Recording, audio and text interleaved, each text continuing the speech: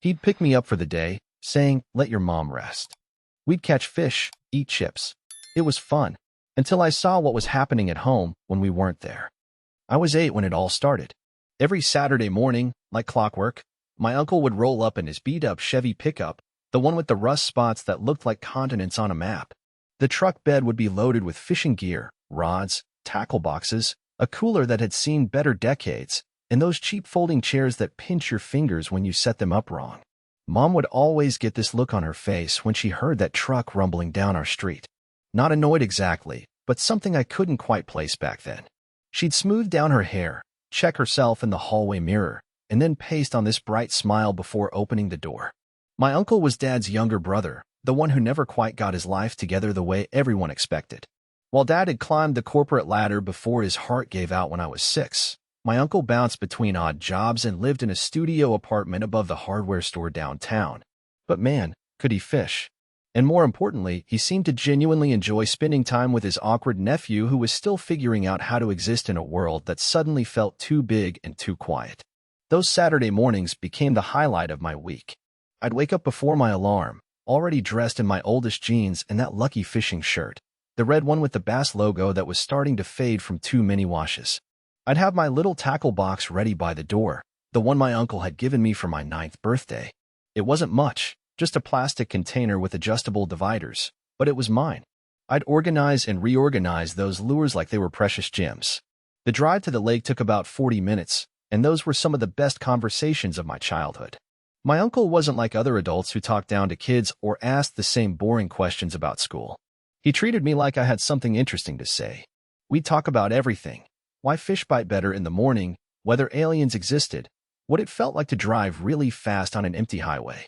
Sometimes we'd just listen to classic rock on the radio, both of us drumming our fingers on our knees to the beat. Miller's Lake was our spot. Not the fancy reservoir where the serious fishermen went with their $1,000 boats and sonar equipment. This was a smaller lake, maybe 2 miles around, with a muddy bottom and cattails growing thick along the eastern shore. It wasn't pretty in a postcard way, but it was ours. We had our regular spot under this massive oak tree that hung out over the water, providing shade and, according to my uncle, the perfect cover for the big bass that lurked in the deeper water. Setting up became a ritual. My uncle would handle the more complicated stuff, rigging the lines, checking the drag on the reels, making sure the hooks were sharp. I'd be in charge of the chairs, the cooler, and most importantly, the snacks. We always brought the same things: a bag of barbecue chips, some of those individually wrapped cheese crackers, and a thermos of coffee for him, chocolate milk for me. Simple stuff, but it tasted better by the water somehow. The actual fishing was just one part of it. Sure, we caught our share, mostly bluegill and the occasional bass that would make me whoop loud enough to scare every other fish in a 50-yard radius. But the real magic was in everything else. The way the morning mist would lift off the water like ghosts saying goodbye. The sound of a fish jumping somewhere out in the middle of the lake, that distinctive plop that would make us both look up hopefully. The comfortable silence that could stretch for 20 minutes while we both watched our bobbers and let our minds wander. My uncle had this way of making me feel important without making a big deal about it. If I got a bite, he'd get genuinely excited, more excited than I was sometimes. He'd help me reel it in, but he never took over completely. Even when I was clearly struggling with something that was probably just a stick, he'd let me figure it out. And when we'd finally land something worth keeping, he'd make this big show of measuring it and talking about how he'd have to tell everyone about my fishing skills. But it wasn't just about the fish.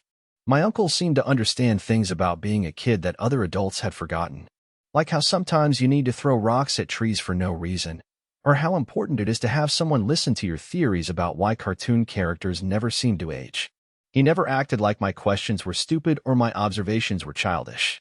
When I told him I thought the clouds looked like animals having a meeting, he'd study the sky seriously and add his own interpretations. The drive home was always different from the drive there. We'd both be tired in that good way that comes from spending a whole day outside. The truck would smell like lake water and fish, and sometimes we'd stop at the gas station for drinks and to show off whatever we'd caught to whoever was working behind the counter. I always felt proud walking into that fluorescent-lit store with my uncle, both of us looking like we'd accomplished something important. Back home, Mom would always be waiting for us. She'd ask about our day, admire whatever fish we'd brought back, and listen to my excited recap of every cast and every bite. She seemed genuinely happy to see us, But there was something else in her expression that I couldn't read. Relief, maybe, or something that looked almost like gratitude when she looked at my uncle. This routine continued every single Saturday for years. Through 4th grade, 5th grade, middle school. Even as I started getting interested in other things, video games, basketball, eventually girls, those fishing trips remained constant.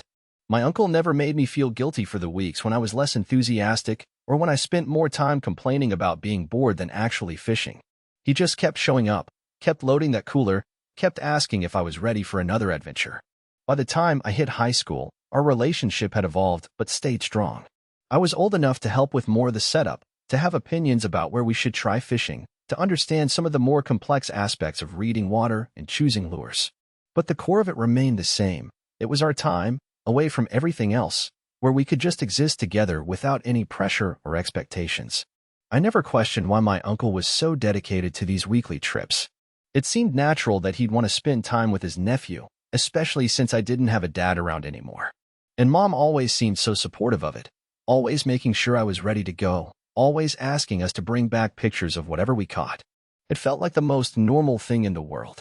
Even when I started getting old enough to notice that other kids didn't necessarily have relatives who were quite so committed to regular outings, it didn't strike me as odd. I just felt lucky. Lucky to have an uncle who cared enough to give up his Saturdays. Lucky to have learned to fish properly. Lucky to have all those memories of quiet mornings on the water, just the two of us and whatever was biting that day. The trips continued right up until my senior year.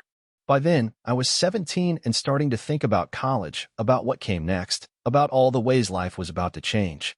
Those Saturday mornings felt even more precious because I knew they wouldn't last forever.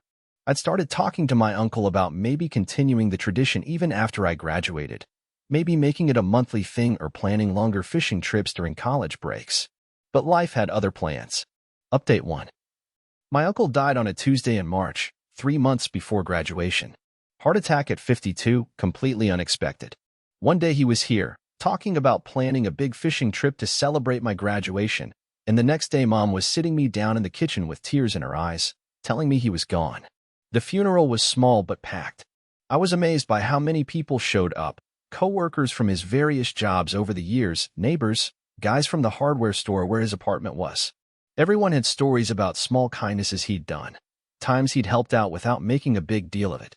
I gave a eulogy about our fishing trips, about how he'd taught me patience and shown me that the best conversations happen when you're not trying too hard to have them. In the weeks that followed, I felt completely lost. Saturdays became these empty spaces that I didn't know how to fill. I'd wake up at the usual time out of habit, then remember there was nowhere to go, no uncle coming to pick me up. Mom suggested I keep fishing on my own, but it didn't feel right. Those trips weren't just about fishing, they were about being with him. About a month after the funeral, Mom asked me to help her sort through some of his belongings. His landlord needed the studio apartment cleared out, and Mom thought I should have first pick of anything I wanted to keep. It was harder than I expected, going through his stuff. Everything felt significant and insignificant at the same time. His old tackle boxes, the thermos he brought on every trip, the beat-up lawn chair he'd use when we fished from the bank instead of his truck. Among his things, I found several photo albums I'd never seen before. My uncle wasn't really the type to take a lot of pictures, or at least I'd never seen him with a camera during our fishing trips. But apparently, he'd been more sentimental than I realized. These albums were full of photos spanning years, pictures of me at different ages, holding up fish, grinning at the camera with lake water in my hair and mud on my clothes. Looking through those albums was like watching myself grow up in reverse. There I was at 16, trying to look cool but clearly still excited about a decent-sized bass. There I was at 12, gap-toothed and holding up a bluegill like it was a trophy marlin. And there I was at 8, 9, 10, this little kid who looked absolutely thrilled to be anywhere that involved water and the possibility of catching something. But as I flipped through the pages, something started bothering me. In a lot of the photos, there were timestamps, those little orange numbers that older cameras would print in the corner. And I started noticing a pattern. These pictures weren't just random snapshots from our fishing trips. They were specifically from our Saturday trips, and the dates were all there, clear as day. That's when I noticed something else in the background of some of the photos. Our house. In several pictures, you could see our street, our driveway, even our front door in the distance. My uncle had been taking pictures not just of me and our catches, but of our neighborhood, our home, documenting exactly when we were gone and for how long. At first, I thought maybe he was just being thorough, wanting to capture the whole experience of our trips. But then I found another album, one that was separate from the fishing photos. This one was different. These weren't pictures my uncle had taken. These were older photos, some dating back years before our fishing trips even started. Family gatherings, holidays, random weekend afternoons. And in these photos, I saw something that made my stomach drop. My mom wasn't alone in a lot of them. There was a man with her, someone I didn't recognize but who appeared in picture after picture. They weren't just casual photos either. These were intimate shots, the kind you take of people you're close to. Pictures of mom laughing at something the stranger had said. Pictures of them cooking together in our kitchen. Pictures of them sitting close together on our couch, the one where I'd watch cartoons every Sunday morning. I sat there in my uncle's empty apartment, surrounded by boxes of his belongings, staring at these photos and trying to make sense of what I was seeing. The man was consistent across years of pictures. He wasn't some random friend or distant relative. He was clearly someone important in mom's life. Someone who'd been around regularly in our house, part of our routine. And then I started checking the dates on these photos against the dates in my fishing photo albums. They matched. Every single time. Every Saturday that my uncle had taken me fishing, this man had been in our house with my mom. Every single trip to Miller's Lake corresponded exactly to a day when this stranger was in our home, in our space, in our life, while I was conveniently 40 minutes away, focused on fish and having no idea what was happening back home. The realization hit me like a physical blow. All those years, all those Saturdays, all those conversations about giving mom a break and letting her rest, it hadn't been about giving her time to herself. It had been about giving her time with someone else. Someone I'd never met, never heard about, never even suspected existed. I spent the rest of that afternoon going through every photo, cross-referencing dates, trying to piece together the timeline. The pattern was perfect, too perfect to be coincidence. My uncle hadn't just been taking me fishing because he enjoyed my company or because he thought I needed a father figure. He'd been deliberately removing me from the house, week after week, year after year, so that my mom could have a relationship with this man without me knowing about it. The betrayal felt overwhelming, but it was complicated. I was angry at my mom for lying to me, for hiding such a huge part of her life. But I was also confused about my uncle's role in all of this. Had he been protecting me from something? Or had he been helping mom deceive me? Was he trying to preserve my innocence? Or was he just making it easier for everyone to avoid difficult conversations? I drove home that evening with my head spinning, the photo albums on the passenger seat like evidence of some crime I wasn't sure had actually been committed. Mom was in the kitchen when I walked in, doing dishes and humming slightly to herself. She looked so normal, so much like the mom I'd always known, that for a moment I wondered if I'd imagined everything I'd seen in those photos. But I hadn't imagined anything. The pictures were real, the dates were real, and the pattern was undeniable. I didn't say anything that night. I needed time to process, to figure out how I felt and what I wanted to say. I went in my room and spread the photos out on my desk, studying them like a detective trying to solve a case.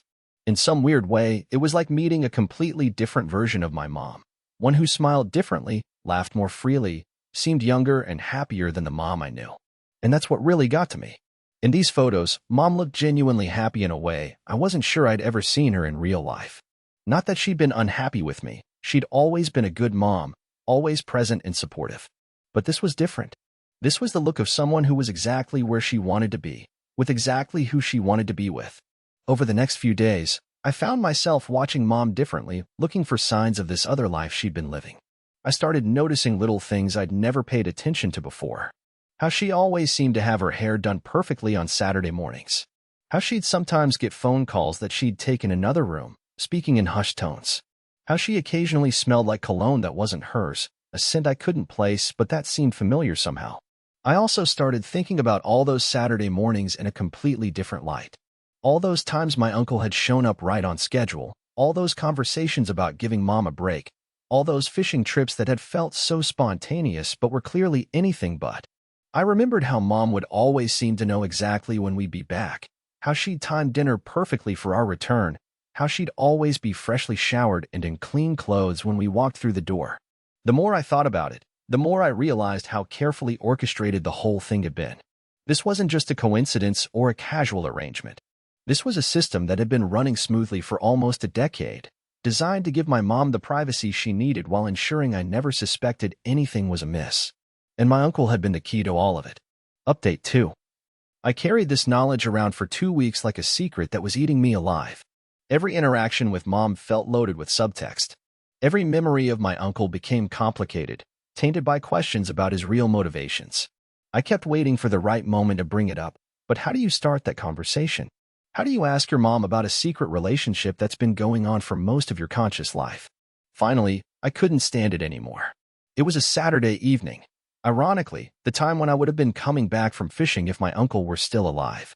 Mom was in the living room, reading a book and looking peaceful in that way she'd always looked on Saturday evenings. I sat down across from her with one of the photo albums in my hands. She knew immediately. I could see it in her face the moment she looked up and saw what I was holding. Her expression went through this rapid series of changes: confusion, recognition, fear, and then something that looked almost like relief. I didn't need to say anything at first. I just opened the album and started showing her the pictures, one by one. The photos of her with this man, the dates that corresponded to our fishing trips, the evidence of a life I'd never been part of.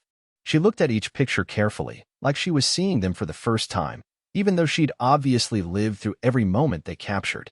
When I finished going through the album, we sat in silence for what felt like forever. I could hear the clock in the kitchen ticking, the neighbor's dog barking somewhere down the street, the normal sounds of a normal Saturday evening in a normal house where nothing dramatic ever happened. Finally, Mom closed the album and looked at me directly. She told me his name was David.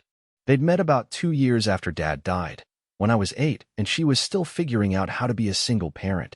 He worked in the next town over, was divorced with grown kids of his own. It had started as friendship, someone to talk to who understood what it was like to rebuild your life after losing someone important. The relationship had developed slowly, carefully. Mom had been terrified of disrupting my world any more than it already had been disrupted by Dad's death. She'd seen how hard I'd taken losing my father, how long it had taken me to feel stable again. The idea of introducing another major change, another adult man into our carefully reconstructed life, felt overwhelming and potentially destructive. But she'd also been lonely, not just for romance, but for adult companionship, for someone to share the daily weight of decisions and responsibilities. Someone to talk to about things other than homework and fishing trips and whether I needed new sneakers. Someone who could make her laugh about stupid movies and remember that she was more than just my mom. David had been patient. He'd understood her situation, had never pushed for more than she was ready to give. When it became clear that their relationship was serious, they'd faced a choice: end it rather than risk complicating my life, or find a way to maintain it without forcing me to deal with changes I wasn't ready for. That's when my uncle had stepped in. Mom paused here, and I could tell this was the part of the story that was hardest for her to explain. She'd never explicitly asked my uncle to take me fishing every Saturday, but somehow he'd figured out what was happening. Maybe he'd seen David's car in our driveway. Maybe Mom had confided in him during one of their phone conversations. Maybe he'd just put the pieces together on his own. One day, my uncle had called and suggested that he start taking me on regular fishing trips.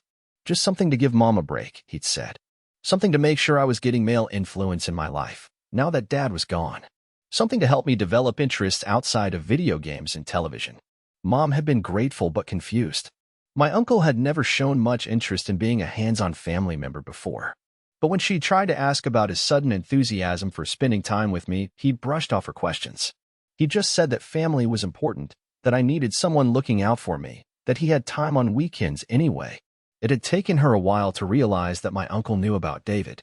He'd never said anything directly, never acknowledged the situation explicitly. But his timing had been too perfect, his commitment too consistent. Every Saturday, like clockwork, he'd show up to take me away for exactly the amount of time Mom needed. The arrangement had worked perfectly for everyone involved.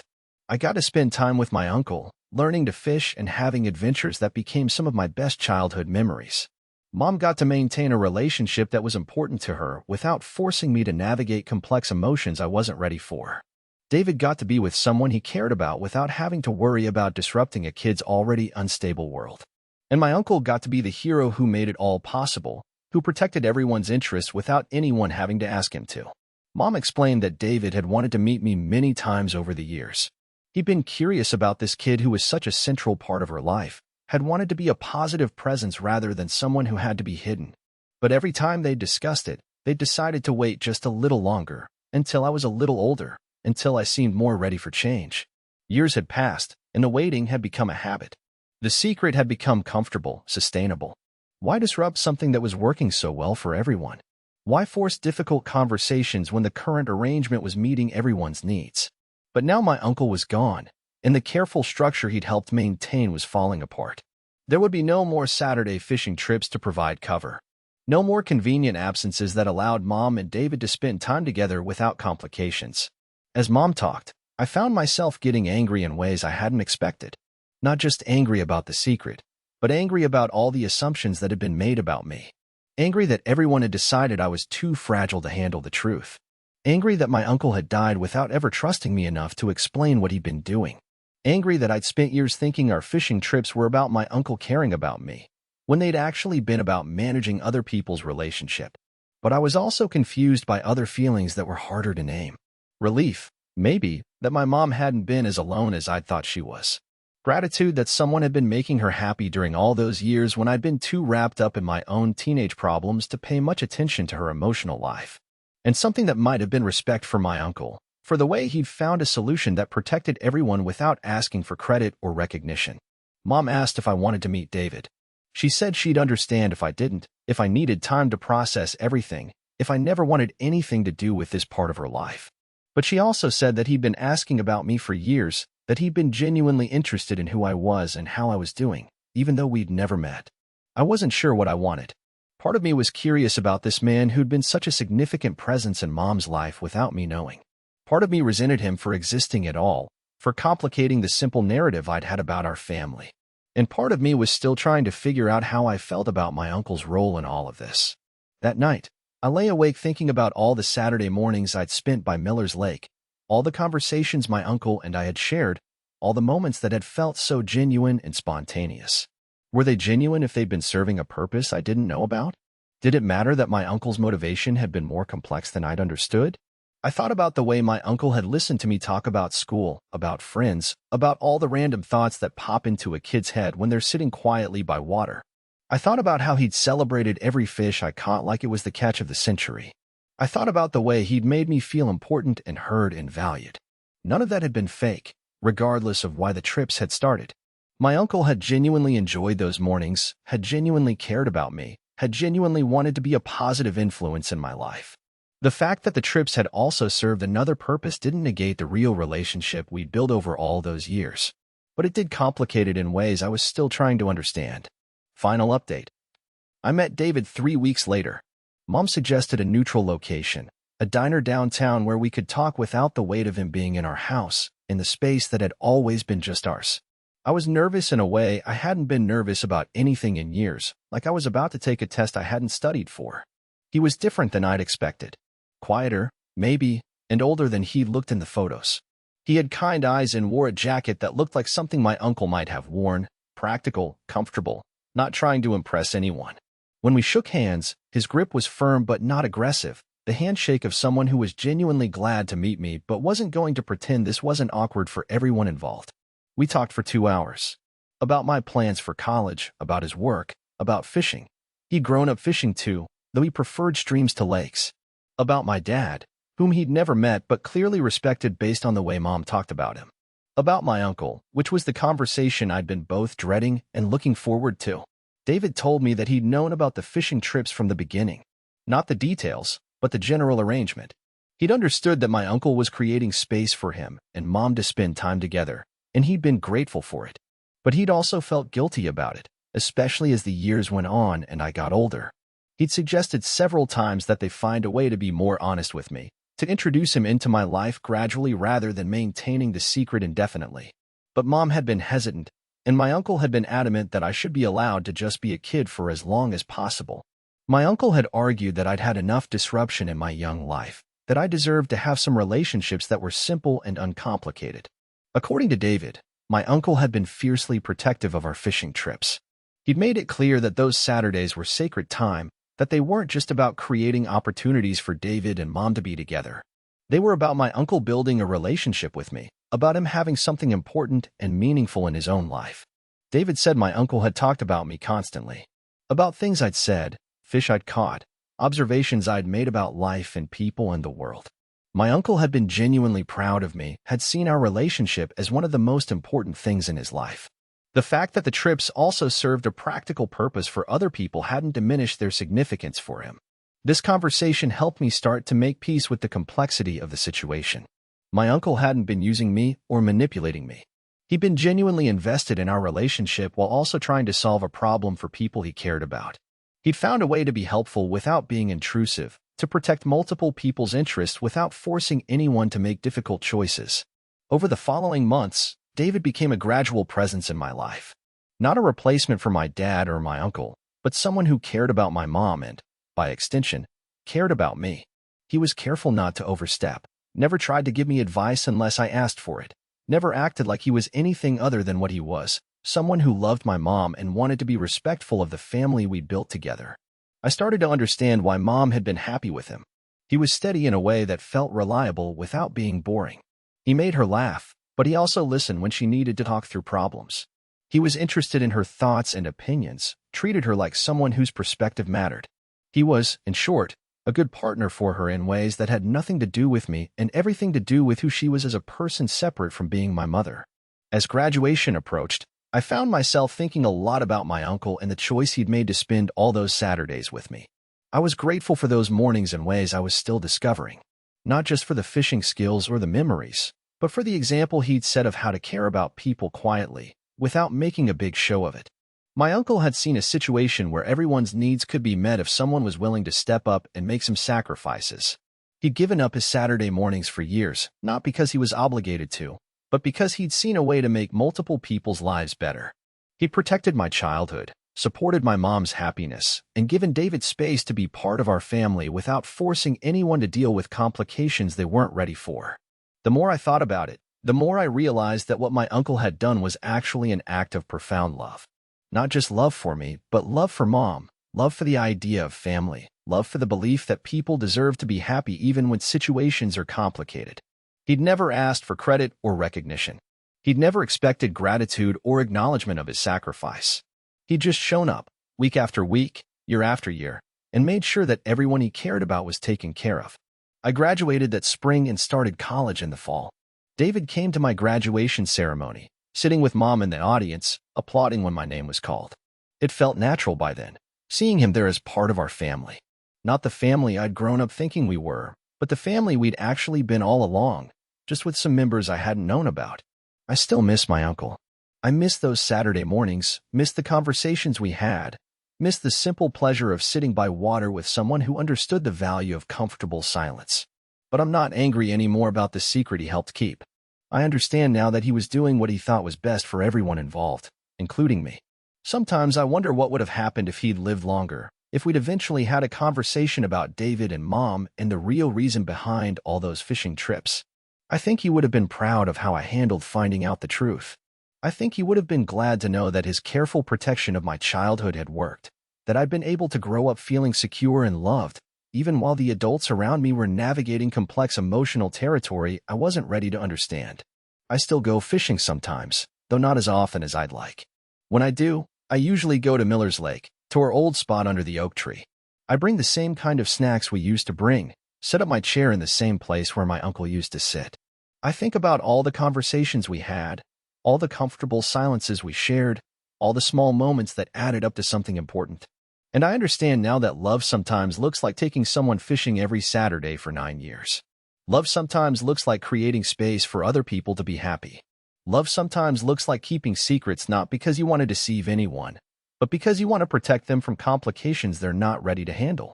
My uncle's care was quieter than anyone's betrayal, including betrayals that weren't really betrayals at all, just people trying to find happiness while doing their best not to hurt anyone else in the process.